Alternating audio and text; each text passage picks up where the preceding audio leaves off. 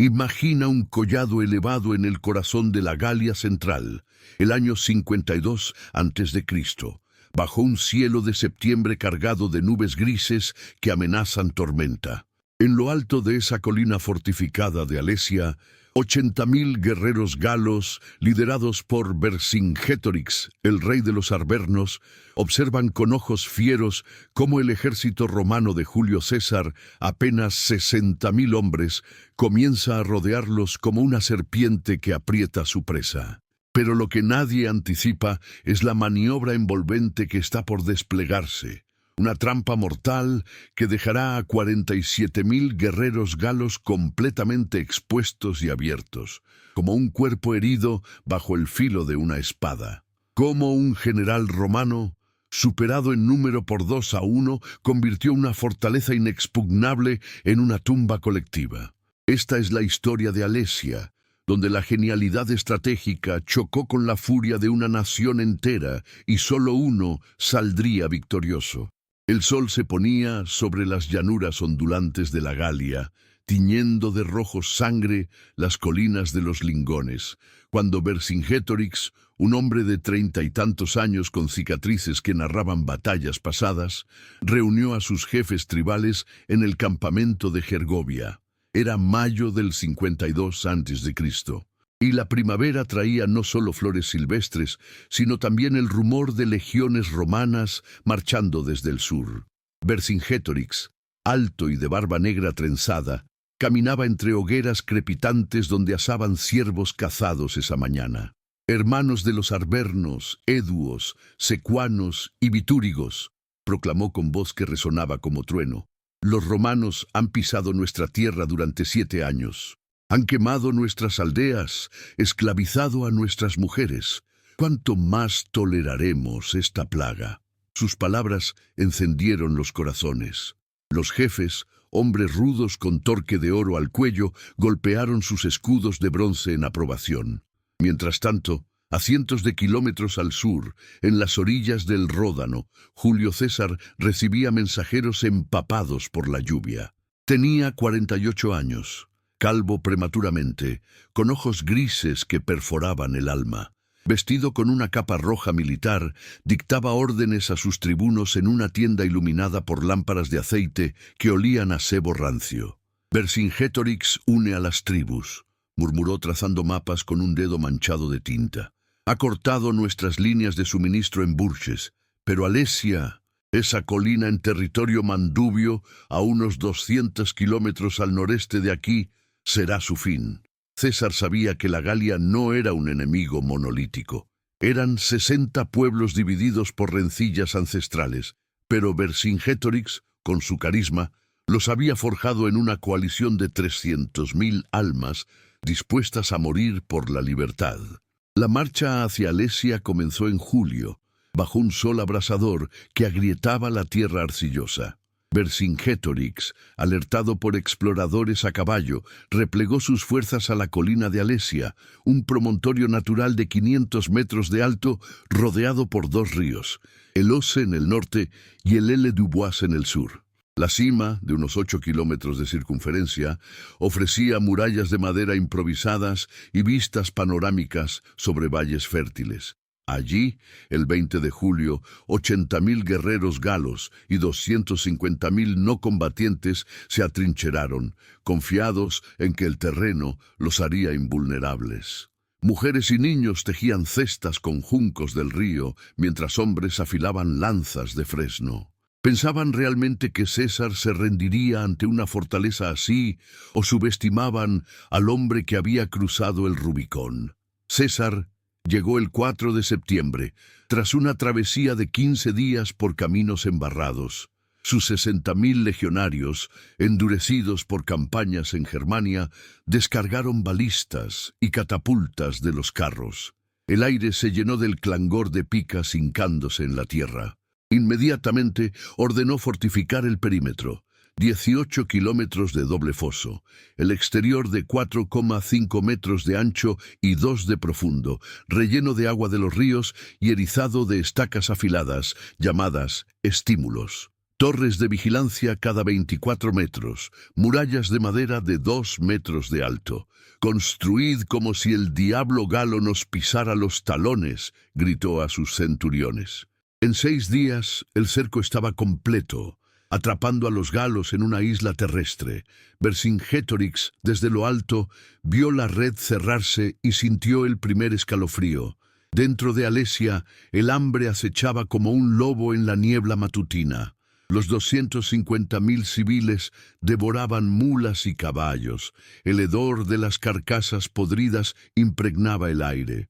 Vercingétorix, en su tienda de pieles de oso, reunió a sus lugartenientes. Critognato, un bitúrigo de voz ronca y cicatrices en el pecho, y Viridomaro, jefe de los ambarros, joven e impetuoso. «Hemos enviado mensajeros a todas las tribus», dijo Vercingétorix. «En 10 días llegará un ejército de socorro, resistid». Pero las salidas galas fallaban. Una noche del 8 de septiembre, 10. 0 guerreros cargaron colina abajo contra la muralla romana. Flechas silbaban, piedras de ondas chocaban contra escudos. Los romanos, formados en testudo, repelieron el asalto, dejando 2000 cadáveres galos pudriéndose en los fosos. ¿Se imaginan el terror de esos hombres saliendo al alba con el estómago vacío solo para encontrar una barrera impenetrable? César, desde su pretorio en la ladera opuesta, observaba con catalejo. Sabía que el tiempo jugaba a su favor, pero no del todo. Sus propias líneas de suministro, estiradas 100 kilómetros desde Langres, eran vulnerables. Entonces, el 12 de septiembre, tambores galos retumbaron desde el horizonte norte. Un polvo denso anunció la llegada del ejército de socorro. 250. 0 guerreros de 8 tribus, liderados por Comío de los Atrébates y Bercasobilao de los Leobicos. Caballería galá, 8000 jinetes con pantalones de lana y cascos emplumados, cargaba al frente. La batalla estalló al mediodía. Los galos del Socorro atacaron la muralla contra valación romana en el sector noreste, cerca del río Ose. Vercingétorix, coordinando desde Alesia, lanzó una salida simultánea por el suroeste. Era una pinza perfecta, presión desde fuera y dentro. César, cabalgando entre sus hombres, gritó: «¡A las armas, Legio O!». Los romanos, exhaustos tras días de guardia, resistieron. En el suroeste, los galos de Alesia derribaron un tramo de foso con troncos, pero las torres de arqueros los diezmaron. 5. Esos 0 galos cayeron esa tarde, sus cuerpos amontonados como leña. Pero la verdadera pesadilla estaba por comenzar. Vercingétorix, viendo el caos desde su atalaya, maldijo el cielo encapotado. El ejército de socorro, frustrado, retrocedió para reagruparse, pero César ya planeaba su contraataque. En la tienda romana, bajo luz de antorchas, trazó en un mapa de cera: «Necesitamos una circunvalación exterior». Sus ingenieros, hombres como el primipilaro Sulpicio Galo, comenzaron a cavar una segunda línea de 21 kilómetros, protegiendo contra el socorro. ¿Cuántos habrían pensado que los romanos osarían encerrarse aún más, desafiando a 250.000 furiosos? Los días siguientes fueron un infierno de ataques y contraataques. El 15 de septiembre, lluvia torrencial convirtió los valles en lodazales. Caballos galos se atascaban, hombres resbalaban en la arcilla roja. Dentro de Alesia, el canibalismo susurrado entre sombras. Madres ocultando a sus hijos de los guerreros famélicos. Vercingétorix, demacrado, envió un heraldo: «Sed fuertes, el socorro romperá el cerco en 48 horas». Afuera, Comio reunía refuerzos de los Remos y Parisi, sus campamentos extendidos por 15 kilómetros, hogueras como estrellas malignas. César, siempre un paso adelante, dividió sus fuerzas. Al joven Bruto encomendó el noreste, a Labieno el vulnerable suroeste. El 17 de septiembre, una salida gala nocturna casi triunfa. Escalaron las murallas con ganchos de hierro, matando a 200 romanos dormidos. Pero las trompetas sonaron. y la Legio X Gemina contraatacó, sableando a los invasores en la oscuridad. 3000 galos muertos, sus gritos ahogados por la niebla. ¿Y si en ese momento el destino hubiera girado? La tensión crecía como una tormenta inminente. El 20 de septiembre, el punto de inflexión. Los galos del Socorro lanzaron su asalto total contra la nueva circunvalación, en la colina de Lefuin, donde el terreno descendía suavemente hacia Alesia.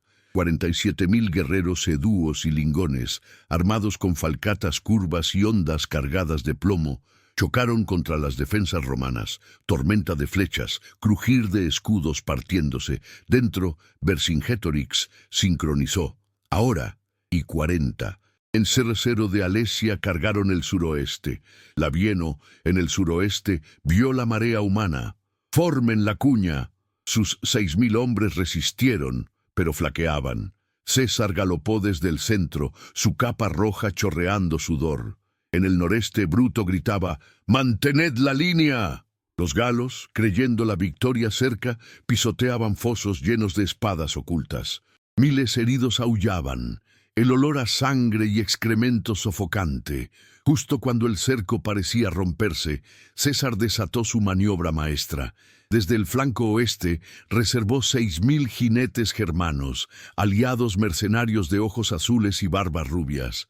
¡Cargad!, ordenó. Como un rayo envolvieron al ejército de Socorro, cortando su retaguardia. Los 47.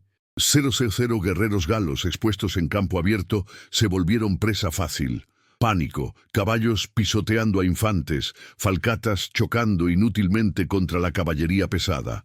Pero en el suroeste, Labieno enviaba un mensajero jadeante a César. «Señor, el sector cae. Vercingetorix rompe la línea». César, con el rostro tenso, miró hacia Alesia.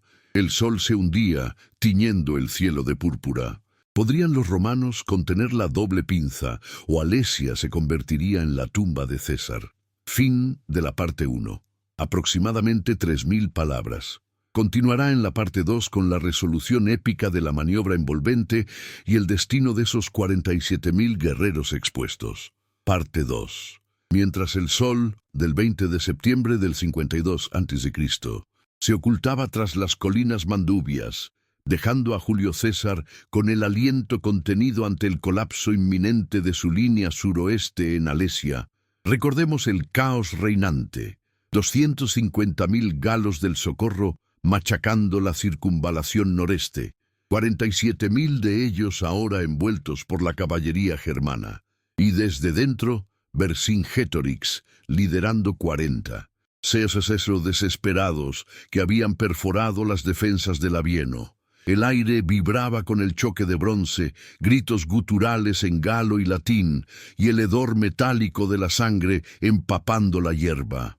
Labieno, centurión de la Legio XII, con el brazo herido sangrando sobre su lorica segmentata, formó a sus 4.000 supervivientes en una cuña desesperada.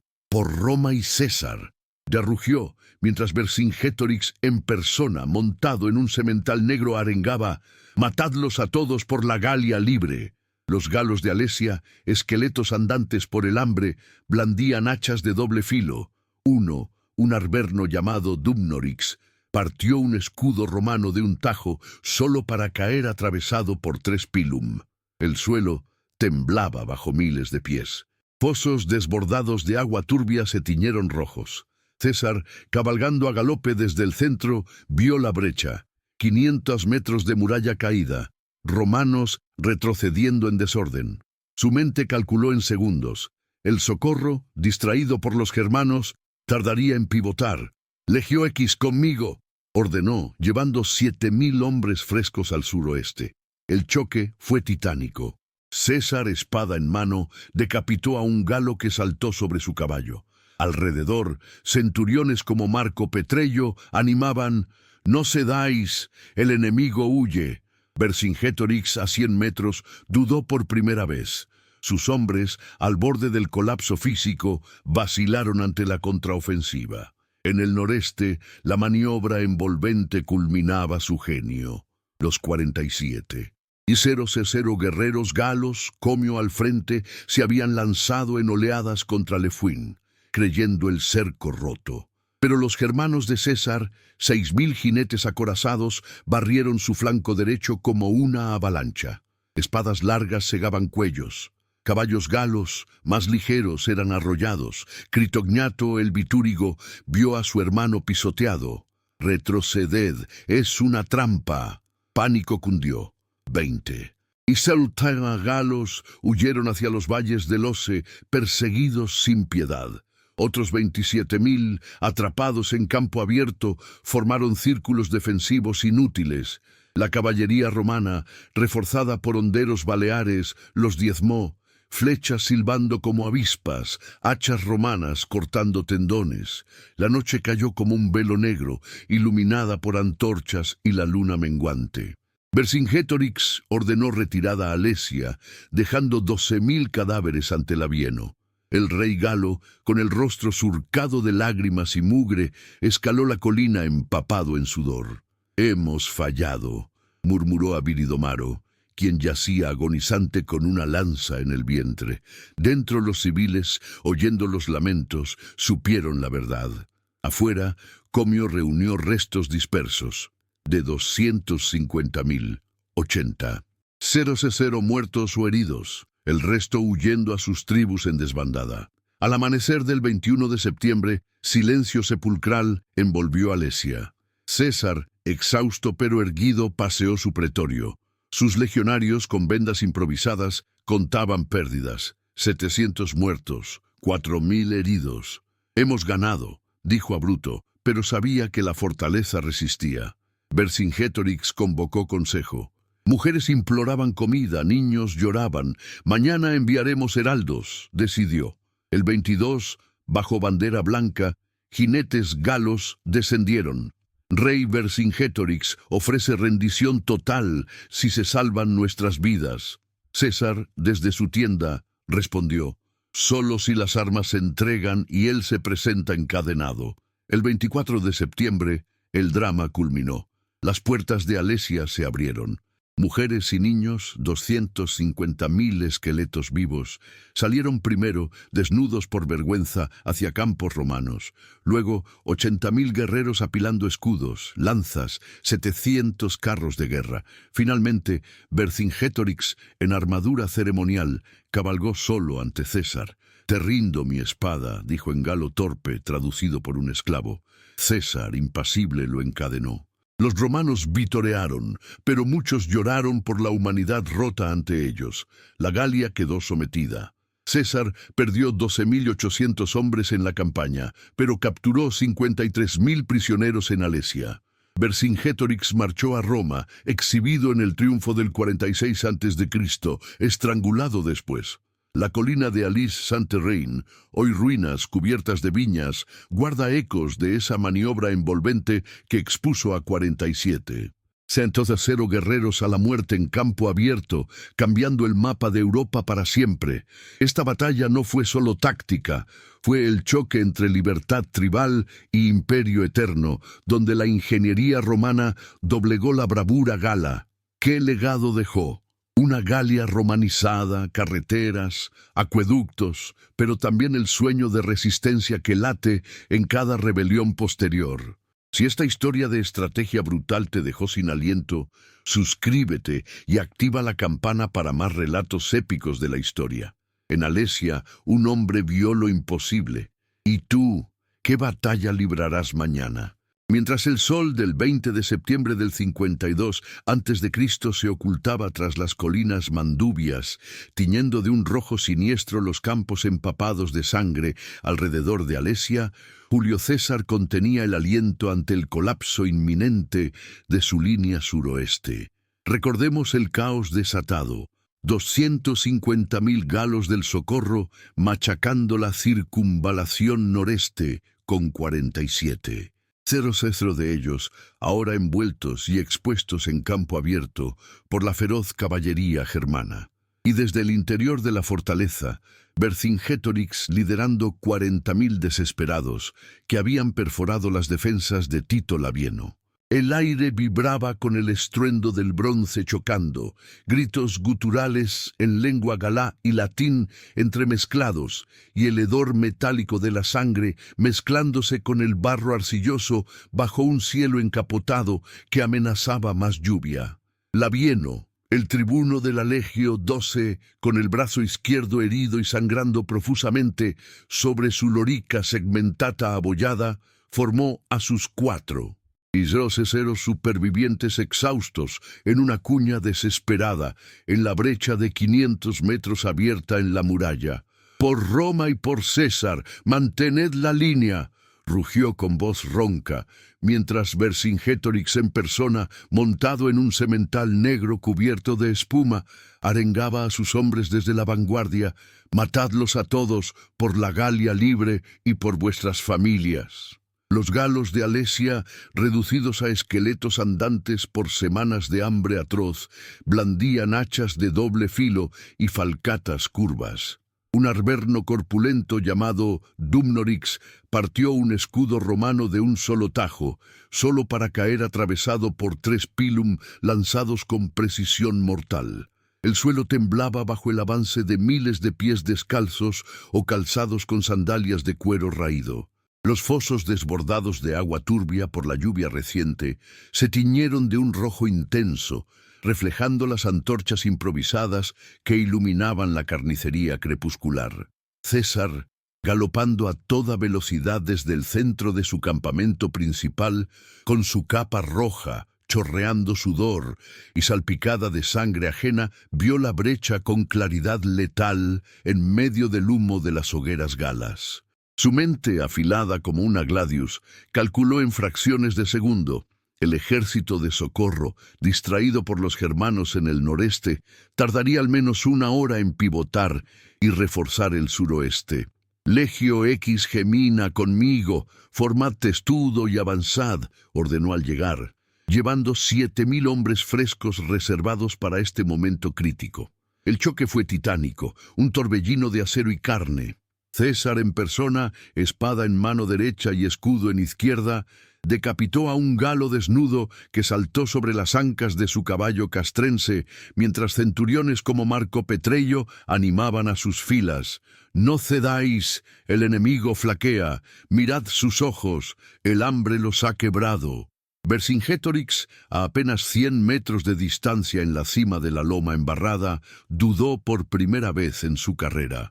Sus guerreros, al borde del colapso físico tras devorar ratas y cuero hervido, vacilaron ante la contraofensiva romana que los empujaba de vuelta hacia los fosos traicioneros.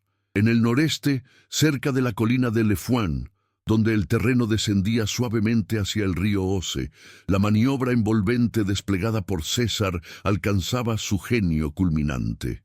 Los 47.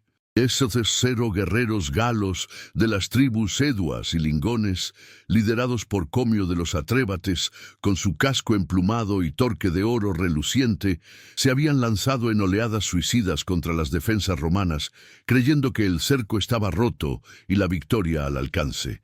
Pero los 000 jinetes germanos aliados, mercenarios de ojos azules y barbas rubias trenzadas, contratados del otro lado del Rin, barrieron su flanco derecho como una avalancha imparable de músculo y acero. Espadas largas germánicas segaban cuellos y tendones con golpes descendentes.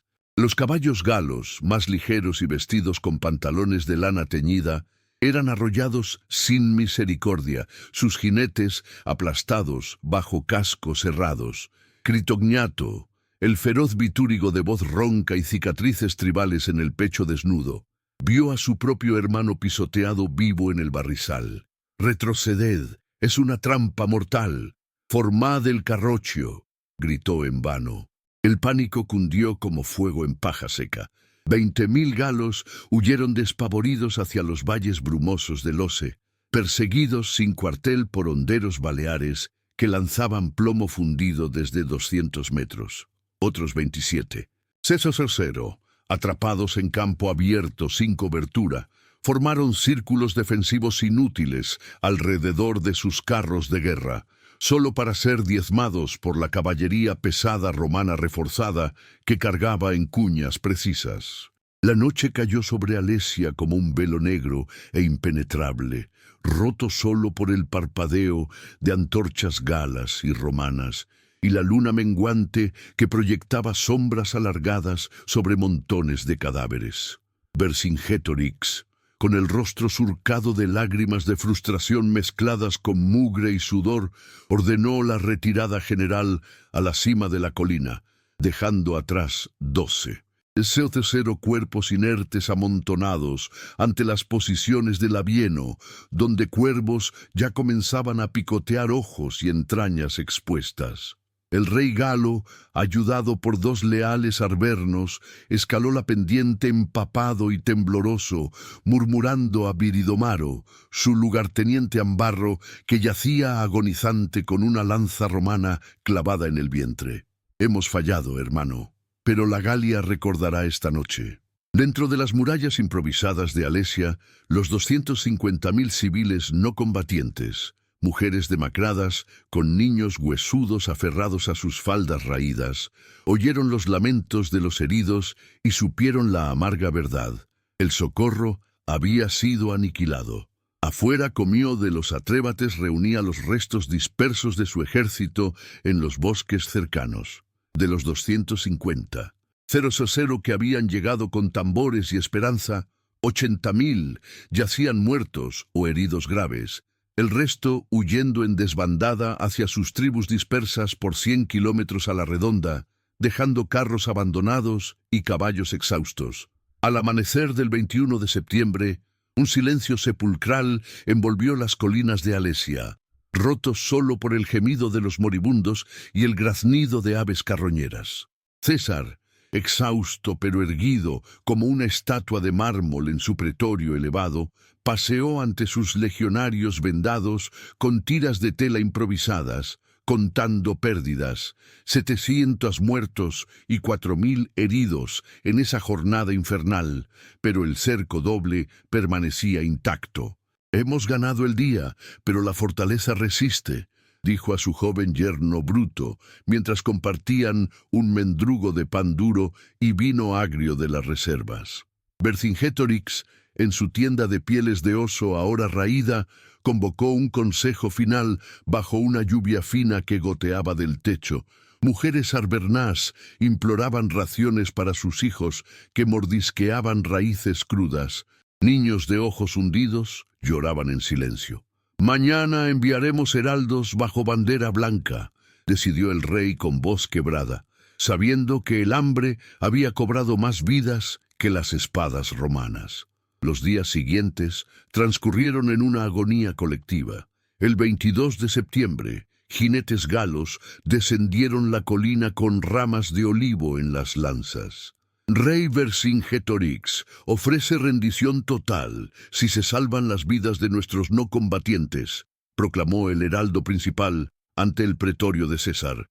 El general romano, sentado en una silla curul bajo un dosel de cuero, respondió con frialdad a través de un intérprete educo: «Solo si todas las armas se entregan antes del atardecer, y el rey se presenta encadenado ante mí al alba». Dentro de Alesia, el debate fue feroz. Critognato, aún vivo pese a una herida en la pierna, abogó por la muerte antes que la esclavitud. Mejor comer la carne de nuestros muertos que arrodillarnos. Pero Vercingétorix, viendo los cuerpos hinchados por el hambre, prevaleció: «La Galia vivirá para luchar otro día». El 23, bajo un sol pálido, comenzaron las salidas masivas. El 24 de septiembre, el drama alcanzó su clímax definitivo. Las puertas de madera de Alesia, astilladas por arietes previos, se abrieron de par en par. Primero salieron los 250.000 civiles, esqueletos vivos desnudos por vergüenza y frío, tambaleándose colina abajo hacia los campos romanos asignados, donde legionarios les arrojaban mendrugos de pan con miradas de lástima contenida. Luego, 80.